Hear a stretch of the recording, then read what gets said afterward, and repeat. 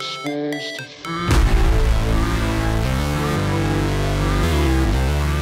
va démarrer. Je pense que vous nous entendez tous bien. J'ai l'impression que ça crache un peu, mais ça va. Ça va aller en tout cas. Je suis en charge de faire un accueil chaleureux. Je pense que peu importe ce que je vais dire dans les secondes à venir, l'objectif sera atteint parce qu'il fait quand même assez chaud. Mais non, voilà. Je voulais déjà vous souhaiter à toutes et à tous la bienvenue. Vous remercier d'être présents. C'est vrai qu'on a concocté cet événement avec l'ambition et l'objectif en fait d'essayer de partager une dynamique au niveau des ETI sur justement la démarche RSE. Et c'est un vrai plaisir et un vrai honneur de pouvoir se faire sur Nancy. Donc pour ma part, moi je m'appelle Alpha Nyang, donc je suis associé expert comptable chez KPMG, directeur du bureau de Nancy et en charge aussi de bureau vosgien, donc d'où l'intérêt de la Lorraine Sud. Je voulais remercier particulièrement alors, mon associé Bertrand, qui aura l'occasion de glisser 2 mots. Aussi Nicolas et Charles Durst. C'est vrai qu'il y a 7 mois, quasiment jour pour jour, on était un peu en dessous et on s'est dit, tiens, on aimerait proposer quelque chose aux ETI en Lorraine. On aimerait vraiment donner à un moment notre savoir-faire, notre envie. Et il fallait qu'on trouve un thème qui nous réunisse et qui nous parle. C'est vrai qu'il y a ce savoir-faire là chez Line, il y a cette compétence et cette envie chez KPMG. Donc le thème de la RSE, évidemment, s'y prêtait très bien. Je vais aussi remercier tous les participants, Astrid, Pierre-Yves, Martine, Kenza, notre collègue aussi, qui participe avec nous. Il y a Alain Villemout qui est en train de se garer. Vous savez que la circulation à Nancy, c'est un peu comme le circuit de Spa. Il suffit de rouler, d'accélérer, de rouler, et ça va tout seul. Mais il est en train d'arriver, donc voilà. En tout cas, j'espère que les tables rondes, parce que c'est une double table ronde, vous permettra de partager l'expérience, de partager aussi la vision et surtout la stratégie qu'ont mis en place nos invités au titre de la RSE. Et je le dis, je le répète, voilà, nous, notre objectif, il est vraiment par le côté humain surtout, de pouvoir partager cette dynamique et lancer une forme de leadership sur ce sujet en Lorraine. Voilà. Merci Alpha. En tout cas, moi je me joins à Alpha pour vous remercier toutes et tous d'être ici nombreux ce soir. Pendant un peu moins d'1 heure et demie, il fait un peu chaud. Nos témoins, que je remercie également chaleureusement d'avoir accepté notre sollicitation. Nos témoins qui sont avant tout des experts du sujet, chacun dans leur domaine, vont apporter un éclairage sur ces évolutions et donner des clés en partageant l'impact que vont avoir ces évolutions sur leur propre métier, que ce soit en tant que préparateur d'informations financières ou non financières, ou que ce soit en tant qu'investisseur ou financeur. Je te cède la parole, Nicolas. Merci. Madame la députée, chers clients, chers partenaires et chers amis, et cher Michel, parce qu'on a oublié de te citer tout à l'heure, nous sommes vraiment ravis de vous accueillir à l'occasion de cet événementiel RSE. Je pense que votre présence ce soir et votre intérêt sur ces sujets montrent que le monde est en train de changer et peut-être plus vite que l'on imagine. Permettez-moi peut-être de nous présenter rapidement. Donc, nous sommes peut-être un peu moins connus que notre partenaire sur cet événement. Je suis Nicolas Durst, un des 3 cofondateurs de Line. Alors, Line, ça s'écrit avec 3 E, puisque c'est la synthèse de leasing et green. Donc, Line, c'est une entreprise à mission, on en reparlera tout à l'heure, qui a 2 métiers. Le premier, celui d'être loueur de matériel informatique, et le second, éditeur d'un logiciel qui permet de calculer le bilan carbone des entreprises et de les accompagner vers le numérique responsable. Voilà pour les présentations. Je sais que beaucoup d'entre vous, à titre personnel, vous êtes engagés ou vous avez des actions sur des sujets à la fois environnementaux ou sociaux et que de temps en temps, vous vous demandez comment prolonger cette action en entreprise. Donc avec KPMG, on a voulu réfléchir et vous proposer un panel d'experts, de professionnels qui vont partager avec vous leur expérience et leur succès en matière de RSE. Nous aurons donc 2 tables rondes, la première qui va traiter du financement à impact et la deuxième de quels sont les leviers pour réduire les impacts. Voilà, merci beaucoup de votre présence et on vous souhaite une bonne table ronde.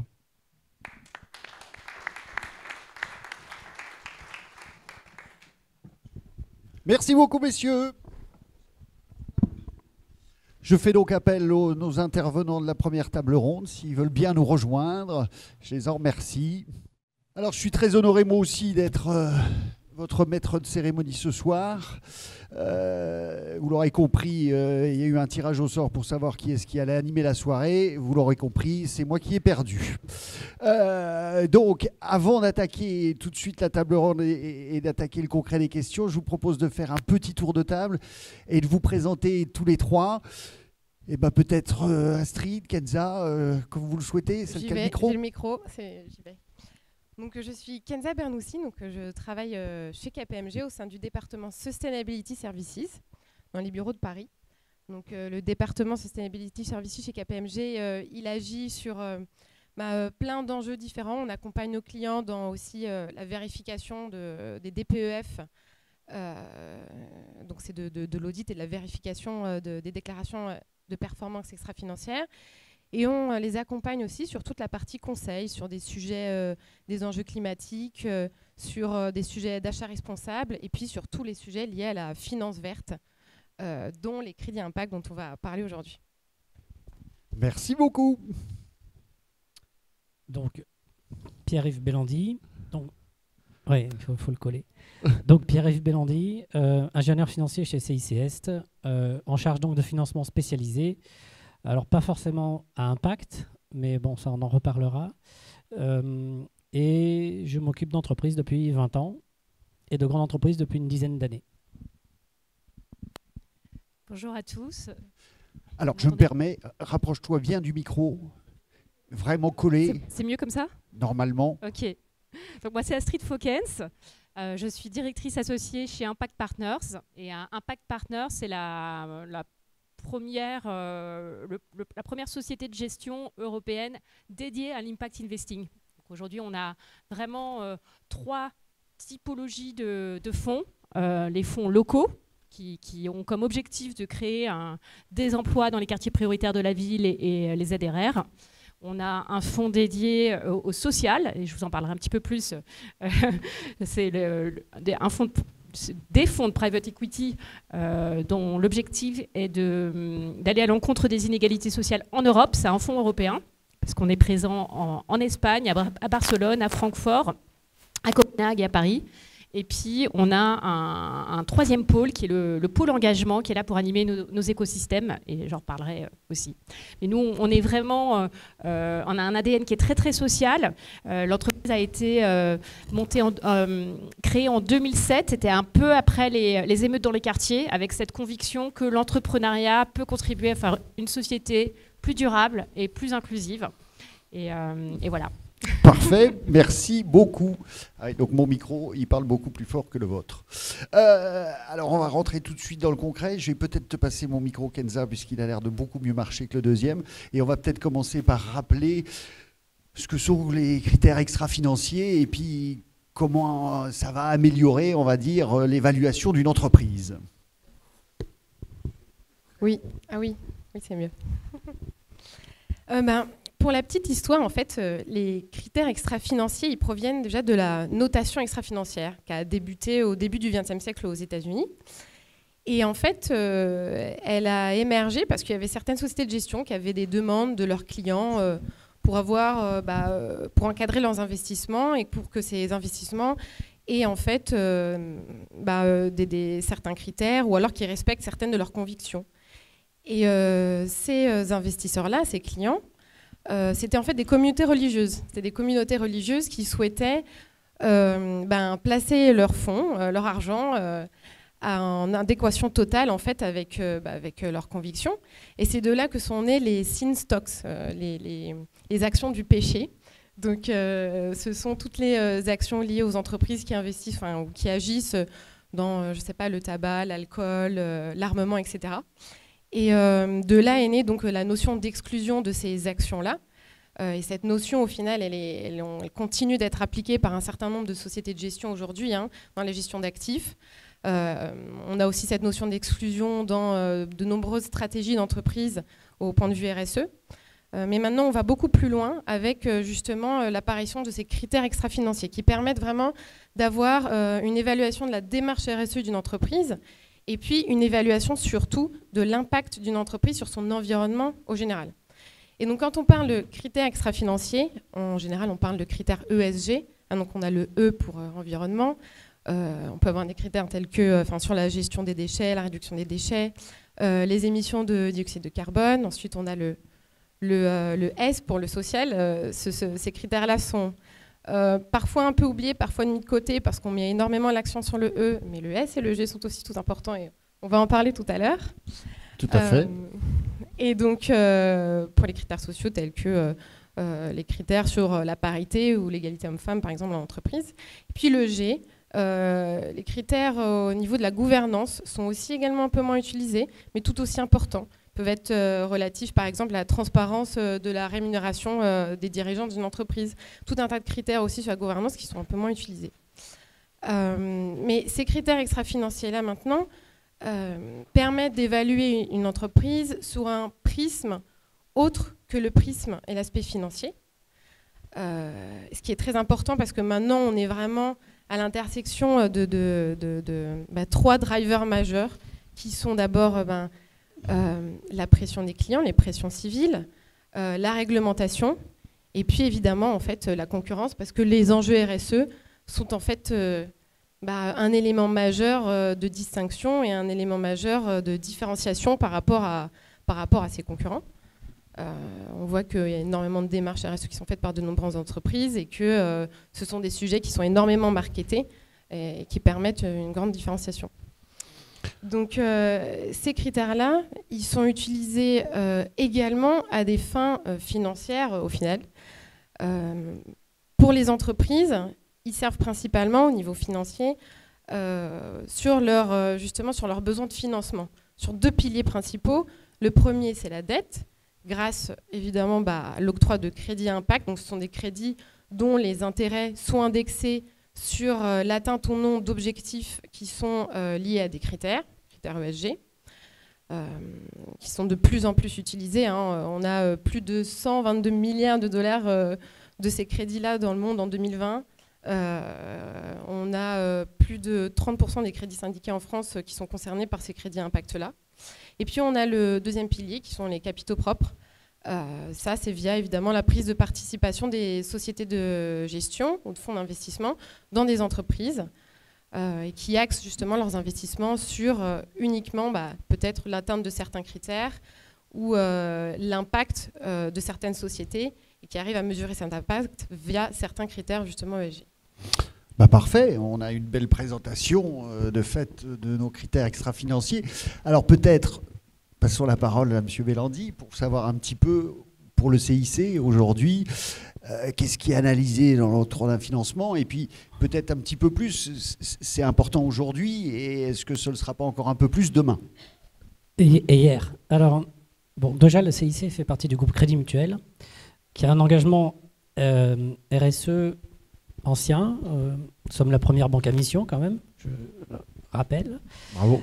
Et comme vous le disiez, le RSE, il ne faut pas oublier les autres à part environnement. Parce qu'on a un peu tendance à parler, c'est normal, il fait chaud, on parle d'environnement, mais l'impact social des entreprises, l'impact de gouvernance, il est aussi important. Et puisqu'on parlait des critères que nous, on va regarder dans l'octroi, alors les financements à impact, on va en parler un petit peu, mais avant le financement à impact, il y a le financement tout court. Quelque chose qui n'était absolument pas regardé il y a 10 ans, c'était le diagnostic de performance. Qu'est-ce que l'entreprise fait? La performance extra-financière. Nos clients ne savaient pas ce que c'était, puis nous non plus, donc tout allait bien. Puis on a quand même commencé à avoir des grands groupes qui publiaient ça, nous-mêmes qui avons commencé à le publier. Et puis maintenant, on a des performances extra-financières qui sont plus fournies, plus étayées même que les performances financières chez certains clients. Donc, en parlant d'octroi, nous, on va être attentifs. c'est quand même curieux parce que ça rejoint un peu ce que font les fonds qui ont des accointances religieuses.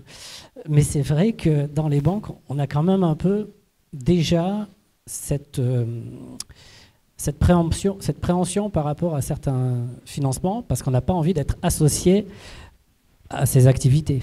Hein. Eh bien, on peut maintenant élargir ça à des gens qui seraient des pollueurs ou qui auraient un comportement social néfaste qu'on écartera. Donc, ce n'est pas qu'on fera un financement plus ou moins cher, c'est qu'on refusera d'y participer. Donc, c'est vrai, puisque maintenant on a une politique sectorielle vis-à-vis évidemment du charbon, pétrole.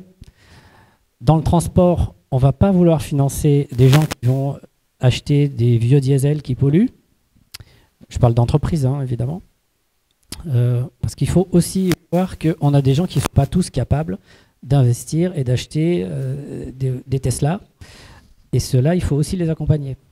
On est bien d'accord. Voilà. Donc on parle bien des ETI. Et là, pour les ETI, on sera plus sévère dans une certaine mesure, puisqu'on est sur des entreprises et elles peuvent choisir des investissements qui seront plus vertueux.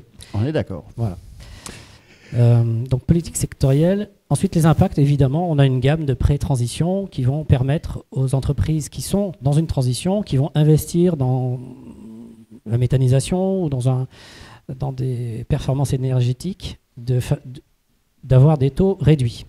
D'accord. Qui seront financés par des taux plus standards pour des activités qui sont moins encouragées.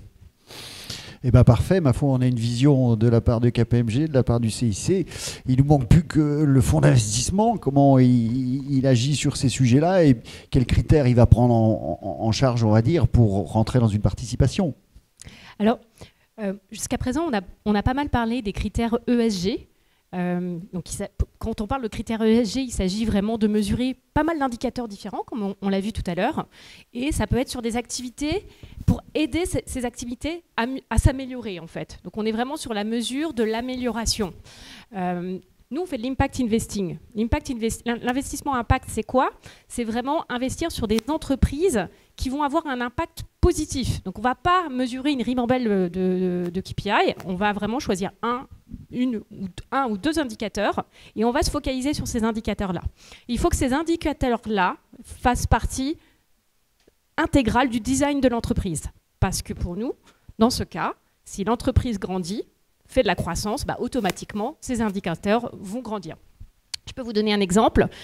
Donc typiquement, par exemple, quand on investit chez Recycle Matelas Europe, qui est une entreprise qui recycle des matelas, c'est une entreprise d'insertion qui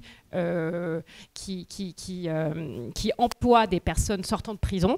Eh ben, en grandissant, ils ont augmenté le nombre d'employés et donc le nombre de personnes sortant de prison qui étaient employées dans l'entreprise. De la même façon, quand on investit dans une société, par exemple, de télésuivi médical, on va pouvoir mesurer le nombre de patients issus des déserts médicaux qui sont télésuivis. Et on va avoir un impact social qui, au fur et à mesure que l'entreprise grandit, un impact social qui croît également.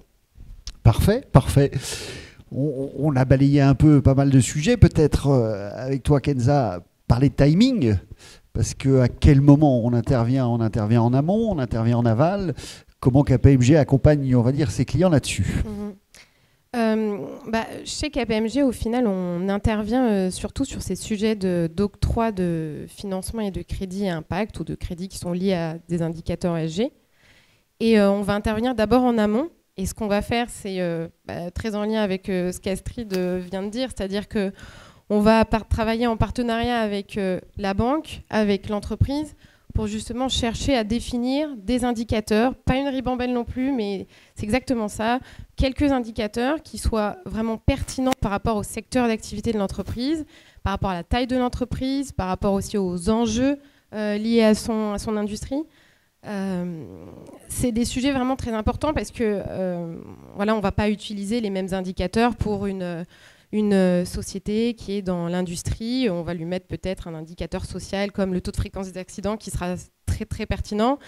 Cet indicateur-là ne sera pas du tout pertinent pour une entreprise qui est dans les services ou dans le secteur tertiaire. Donc tout ce travail-là, il est fait en amont et on accompagne les banques et les entreprises sur ce travail d'identification des KPI. Puis ensuite, il y a un deuxième travail qui intervient en aval, une fois que le financement il a été octroyé par la banque. Ça arrive au bout d'un an et en fait, c'est le travail de vérification de ces indicateurs-là. Alors là, le sujet intéressant, c'est qu'en fait, la vérification de ces indicateurs, ce qui se passe, c'est que souvent, on a deux types d'entreprises. On a les entreprises d'une taille assez conséquente et qui sont donc soumises à la déclaration de performance extra-financière, c'est-à-dire qu'elles doivent publier chaque année un certain nombre d'indicateurs. Ces indicateurs, ils sont audités et vérifiés. Et en général, ces entreprises-là, quand elles veulent un financement à impact, donc lié à des critères ESG, elles vont aller piocher dans ces critères-là qui sont au final déjà audités dans le cadre de la DPEF. Donc c'est assez facile et la partie vérification, on n'agit pas du tout sur ces entreprises-là. Par contre, on va du coup travailler avec les PME, les ETI, parce que ce sont des entreprises qui ne sont pas soumises à cette DPEF, qui doivent donc soit utiliser des critères ESG qui existent déjà, qui sont déjà mesurés au sein de l'entreprise, soit en fait les créer et les mettre en place. Et à ce moment-là, la banque, souvent, dans les contrats de financement, demande à ce que ces critères soient audités de manière annuelle. Donc, on intervient à ce moment-là pour auditer, vérifier de manière annuelle ce que l'entreprise déclare au niveau de ces critères-là. Donc, on agit vraiment... en amont et en aval. En amont et en aval, voilà. Parfait. Donc, ma foi, Pierre-Yves Bélandi, vous nous en avez déjà peut-être un petit peu parlé tout à l'heure, mais... Oui, mais là, la transition est parfaite. Bah oui, qu'est-ce que vous faisiez il y a 10 ans que vous ne faisiez peut-être pas aujourd'hui et alors, sur ce que vient de dire Kenza aussi. Ce qu'on ne faisait pas il y a 10 ans, c'était lire les performances extra-financières déjà. Non, mais il y a 10 ans, on était quand même un petit peu... Enfin, tous. Les banques ne sont jamais que le reflet de la société. On regardait la viabilité économique en premier. En deuxième, ou parallèlement à ça, on regardait que ça ne heurte pas nos valeurs. Parce que nous avons quand même, encore une fois, une éthique. Par contre, on ne regardait pas ça sous un angle RSE tel qu'on en parle aujourd'hui. C'est venu, ça a déjà démarré et c'est déjà en cours aujourd'hui. Pour tout type de financement, on a une grille d'analyse et on va refuser un dossier simplement, pas pour une performance financière, mais pour une performance extra-financière qui n'est pas en accord avec ce que nous, on souhaite. En ce qui concerne les financements à impact, c'est encore plus vrai puisqu'il faut, un, que ça s'inscrive dans un impact recherché et deux, qu'on l'atteigne. Voilà. Au-delà des financements à impact qui sont quand même pas encore très très répandus, ce qui est beaucoup plus répandu, c'est les prêts syndiqués qui n'ont pas d'objet forcément à impact, mais sur lesquels on va greffer un impact sous une forme de bonification, bonus-malus en fait. Et ça se généralise. C'est le libre choix de l'emprunteur et des banques ensemble en construction avec les experts comptables de définir effectivement les critères. Il n'en faut pas 25, 2, 3, un peu comme les covenants qu'on suit, levier et flexibilité financière. Donc 2, 3 critères adaptés à l'entreprise et à son secteur, parce que sinon ça n'a aucun intérêt. Et une fois qu'on a déterminé ces critères, de les suivre dans le temps. Et comme on le fait pour les covenants, quand vous avez un prêt LBO et qu'un an plus tard, vous êtes au-delà de votre BP, généralement, la grille de taux prévoit une bonification. Et à l'inverse, si vous n'êtes pas au rendez-vous de votre BP, en général, les banques majorent le taux puisque le risque est plus élevé. Dans le cas de ces critères RSE qui sont ajoutés et qui peuvent être, j'insiste vraiment sur les S, c'est pas forcément environnement, ça peut être gouvernance, sociétale, l'inclusion. Donc une fois que l'entreprise a ses KPI et qu'elle les atteint, là on va avoir une bonification. Cette bonification, ça veut dire que l'emprunteur paie moins cher. Et quand il y a malus, ça veut dire que l'entreprise paie plus cher. Alors quand l'entreprise paie plus cher, ça ne va pas dans la poche des banques. Ça va aller, soit si l'entreprise a une fondation, ça peut être versé à cette fondation. Ça peut être à une autre ONG. Et ça peut aussi être à la fondation du Crédit Mutuel, puisque nous, on a une fondation et on essaie aussi d'avoir un impact avec cette fondation. Donc quand des gens n'ont aucune idée, on leur dit prenez la nôtre. Mais c'est quand même plus intéressant si une entreprise a déjà sa propre fondation. Et voilà, plus c'est moins. Et dernier point, mais ça c'est un point général, en risque, une entreprise qui est vertueuse et qui respecte ses fournisseurs et ses clients, et ça c'est prouvé, elle est en meilleure santé financière qu'une entreprise qui ne respecte pas ses fournisseurs et ses clients. Et on devrait mettre ça déjà comme première base de toute analyse. Au fil du temps, j'observe sur les sociétés, par exemple anglo-saxonnes qu'on avait eues dans le Grand Est, ou les sociétés rhénanes, qui n'ont pas forcément, à l'époque, et même il y a 10 ans, des engagements RSE. Elles n'ont pas vécu la crise de la même façon, parce qu'il y en a certaines qui respectaient l'amont et l'aval, et statistiquement, ces entreprises vont mieux. Voilà. Donc c'est l'intérêt bien compris des entreprises de le faire. Parfait, merci beaucoup pour cette intervention-là aussi. Et donc, ça descend parfaitement, ma foi. Qu'est-ce que vous mettez en place, vous, de votre côté, pour accompagner les entreprises, du coup, sur tous ces sujets? Alors, ce que je vous disais tout à l'heure, c'est qu'on a des fonds qui permettent de pouvoir accompagner des entrepreneurs, des entreprises qui font de l'impact. Mais au-delà de ça, on a une conviction, c'est que si on veut changer la société pour une société plus juste et plus durable, eh ben, on ne peut pas juste se focaliser sur ces petites entreprises qui font de l'impact. Donc dans ce cas-là, notre conviction, c'est qu'il faut vraiment travailler tout l'écosystème. Alors c'est pour ça, chez Impact Partenaires, on a vraiment un pôle dédié qu'on appelle le pôle engagement, qui organise une cinquantaine d'événements sur les territoires en France, notamment en partenariat avec le gouvernement, avec le pacte. En fait, les sociétés qui souscrivent au pacte peuvent participer à ces événements. Donc on a notamment la tournée des achats responsables qui va mettre en relation les entreprises dans l'impact, donc que ce soit nos participations ou d'autres entreprises à impact, des entreprises adaptées, des ESAT, des entreprises d'insertion et autres, tout type d'entreprises à impact, comme Lean par exemple, avec des grands groupes et des directeurs des achats, des directeurs des ressources humaines, non, pour la tournée des achats, pardon, avec des directeurs des achats, pardon, afin de, booster, je dirais, vraiment les ventes des sociétés à impact, et puis deux, contribuer en fait à la politique RSE des grands groupes et des grosses PME. Donc ça, c'est notamment une des choses qu'on organise. On organise aussi des apprentissages dating, et c'est là qu'interviennent les DRH, où on va mettre en relation les jeunes des quartiers qui cherchent des contrats en apprentissage avec les grands groupes. Voilà, donc ça c'est le deuxième volet. Et puis finalement, si on veut vraiment faire tout l'écosystème, il faut aussi sensibiliser les jeunes pour leur montrer qu'il y a des emplois intéressants dans les grands groupes. Et pour faire ça, et auprès des entrepreneurs, donc on fait intervenir des entrepreneurs, des dirigeants dans les quartiers pour les sensibiliser sur ces sujets-là.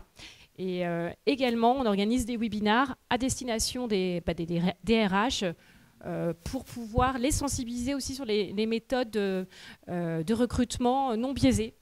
Voilà. Parce qu'on l'a dit tout à l'heure, en fait, la partie sociale, elle n'est pas évidente. Elle n'est pas évidente parce que souvent, les entreprises ne savent pas comment s'y prendre. Voilà. Donc, c'est une des missions qu'on s'est données pour pas juste nous focaliser sur l'entrepreneuriat, mais s'assurer qu'on peut aussi travailler tous les écosystèmes. C'est parfait, c'est parfait. Pierre-Yves Bellandi, vous en avez déjà parlé un petit peu quand même, mais aujourd'hui, est-ce qu'on pourrait décrire finalement un type de financement durable et un type de financement à impact? Et puis, quelles sont les conditions pour pouvoir en bénéficier, puisque c'est peut-être ça la clé? Alors, oui, nous avons des financements, évidemment, enfin comme tout le monde, hein. Enfin, tout le monde s'inscrit maintenant. Je me permets juste parce que votre groupe, on l'a compris tout à l'heure, vous n'allez pas forcément financer un véhicule thermique qui a quelques années pour un transporteur. Donc je pense que tout le monde ne se passe pas de cette postulat dans notre milieu. Non. Alors effectivement, on a une politique maintenant sectorielle. Et sur chaque secteur, donc c'est officiel, hein, c'est communiqué sur nos pages internet. Vous avez par secteur d'activité ce qu'on prône, ce qu'on veut faire et ce qu'on ne veut plus faire. Le secteur minier, par exemple, on se refuse de financer des projets liés au charbon. Voilà. Donc ça, c'est logique. On refuse également de financer des avions qui sont anciens, très consommateurs, et on va refuser également de financer des véhicules qui sont Euro 4, enfin très émetteurs de CO2. Pour les entreprises, on ne va accepter en leasing que des Euro 6. Ça, c'est un exemple concret. Donc Voilà. la dernière version, on va dire, de motorisation des constructeurs. Oui, c'est exact. Ok, parfait. Et voilà qui on ne peut plus clair Voilà. sur ce qui peut être fait et ce qui ne l'est plus forcément aujourd'hui. On laisse peut-être, si on va quand même faire un petit mot, parce que l'affaire Orpea, je pense que tout le monde en parle, tout le monde en entend parler. C'est peut-être pas bête d'en toucher deux mots par rapport au sujet qu'on aborde, puisque là encore, on a mis en évidence une notation qui reflétait pas franchement la réalité. Quel est un peu votre point de vue sur ce sujet, ma chère Astrid ? Bon, je pense que vous l'avez compris, hein, l'ESG, ça doit être un élément de stratégie, ça ne doit pas être un élément de communication. Donc nous, on est très très sensible au fait, on fait très attention à ce point-là, parce que ce qu'on veut, c'est que pour nous, c'est vraiment important que ces critères-là reflètent la réalité. Donc en fait, je parlais tout à l'heure des critères à impact qu'on mesure. On mesure aussi, comme tous les fonds, on a un questionnaire ESG qu'on envoie à toutes nos participations. Mais ce qu'on a mis en place depuis, on travaille notamment avec une de nos participations qui s'appelle Choose My Company et qui développe des labels comme Happy at Work, etc. On a mis en place un outil qui s'appelle l'Impact Index, qui permet de mesurer la perception auprès des employés de la politique ESG de l'entreprise. Donc chaque employé va mesurer et donner son opinion sur ce qu'ils pensent des critères environnementaux, sociaux et de gouvernance de leur entreprise.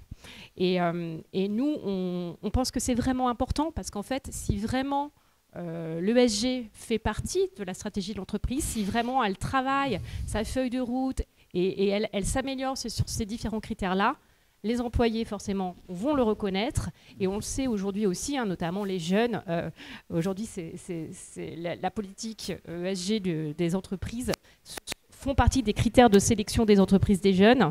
Aujourd'hui, les jeunes vont dans les entreprises qui en tout cas, ont une bonne politique RSE et ça devient carrément un critère de marque employeur, je dirais. Donc en fait, c'est super vertueux. C'est vraiment très, très, très vertueux. Donc au-delà d'avoir une notation sortie par la direction, on va avoir une notation qui va émaner des collaborateurs c'est ce qu'on a et mis de en leur place ressenti. auprès de toutes nos participations. On a commencé par le faire auprès de nous-mêmes. C'est-à-dire qu'on a mis en place cette mesure, l'Impact Index, auprès d'Impact Partners. Nous, on est à peu près une quarantaine d'employés chez Impact Partners. Et puis ensuite, on l'a déployé auprès de toutes nos participations. Parfait. Merci pour ce beau témoignage. Pour conclure notre première table ronde, je laisse quelques minutes la parole à Kenza. Oui, merci. C'est vrai ce qu'Astrid disait. C'est un bon moteur de recrutement pour les jeunes. Moi, je suis venue chez KPMG juste pour ça. Donc, c'est un bon élément marketing pour le recrutement aussi, je pense. Non, mais pour conclure de manière un peu globale, je pense qu'on le sait tous, on est passé de sujets qui étaient vraiment des sujets de niche il y a quelques années, quelques banques, quelques instruments de financement, quelques entreprises, à des sujets totalement mainstream maintenant. On a plus de 30% des sociétés de gestion qui utilisent des critères ESG. De plus en plus de banques, de plus en plus d'entreprises aussi le font et ils sont incités à le faire. Et tout ça, en fait, ça tend vers une certaine normalisation et standardisation.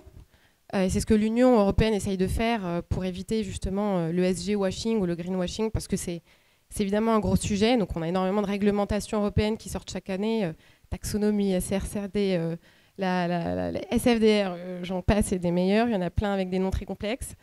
D'ailleurs, une des discussions importantes en ce moment au sujet de l'Union européenne, c'est justement comment cadrer toute la notation extra-financière, et notamment par le biais justement de l'ajustement du risque de crédit des banques pour refléter ces aspects, ces enjeux RSE, donc ces aspects extra-financiers. Et donc là, si ça arrive, on passerait de sujets complètement mainstream à des sujets totalement obligatoires. Et le but dans tout ça, c'est vraiment, au final, de ne plus faire cette différence entre finance et ESG, mais d'avoir une vision globale de la performance d'une entreprise, d'une banque, d'une institution, etc. Et pour ce faire, ça passe également, au final, par les mains des dirigeants. Ce sont eux qui se sont, au final, vraiment emparés du sujet ces dernières années. Nous, chez KPMG, par exemple, c'est le cas. On a Marie Guillemot, qui est notre présidente, qui a vraiment mis les enjeux RSE au cœur de sa stratégie, au cœur de sa mandature, au cœur de toute notre stratégie de développement et de nos leviers de croissance. Et on essaye d'ailleurs, on est en train de travailler pour passer société à mission. Ça nous tient beaucoup à cœur. Ça nous tient beaucoup à cœur au sein du cabinet. Mais en tout cas, on voit aussi ce changement chez nos clients. Avant, il y a quelques années, quand on travaillait au sein du département Sustainability, on parlait à des responsables RSE, s'il y en avait, la majorité des cas, il n'y en avait pas. On parlait uniquement aux grands groupes, on ne parlait pas aux PME, aux ETI, etc. Maintenant, ça change totalement. Toutes les entreprises ont pris vraiment connaissance de ces enjeux, les ont assimilés. On parle maintenant non plus à la partie RSE, mais aux directeurs financiers, aux directeurs stratégiques, aux directeurs, au final, directeurs généraux des entreprises. Et c'est ça ce qui est important. C'est qu'il y a une prise de connaissance globale et je pense que c'est ce vers quoi on tend et c'est super. C'est parfait, merci beaucoup, merci à vous. Voilà pour cette première table ronde, je vous laisse rejoindre l'Assemblée et puis on passe à la deuxième table ronde tout de suite.